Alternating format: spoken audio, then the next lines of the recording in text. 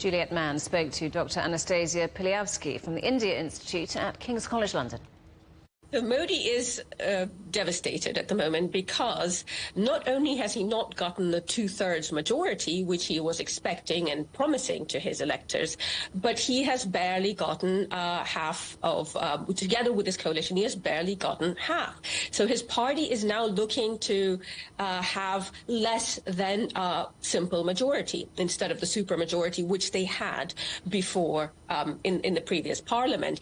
He will now have to make a lot of concessions to his allies, and even the option of him losing the prime ministerial seat is now on the cards. It's not likely, but it is there, because if his allies pull themselves together and actually shift to the opposition party, the Congress, he can lose the parliament. So there'll be a hell of a lot of bargaining, a lot of really hard-nosed negotiations. So if a different kind of coalition does need to be formed, what do you think it's going to look like? Well, I don't think the shape of the opposition will lose unless Modi refuses to negotiate, which he's in no position to do. What will happen inside the party is he will have to concede to the Hindu nationalist elements inside the party, which he has sidelined so far. He will also have to make concessions to regional party leaders. Some of them are silverbacks who would like to have very senior positions in the central government now at the end of their careers. The coalition may shift on the margins, but the overall shape will stay the same, both for Congress and BJP. I wonder what the result means for the economy. I mean, do you think the reform plans are going to be derailed? So a big part of this loss, BJP will have lost about 50 seats, or perhaps more, across the country. It has to do with economic disaffection.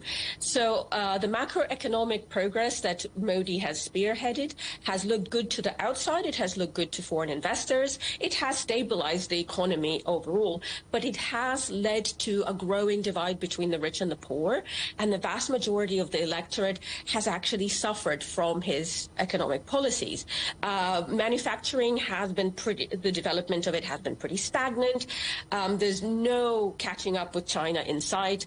At the same time, the agricultural market is very unstable. Profits from it are falling. People have suffered from the COVID-19 epidemic, and they haven't forgotten the many millions of migrant workers have not forgotten that they were just left behind on the streets at that time.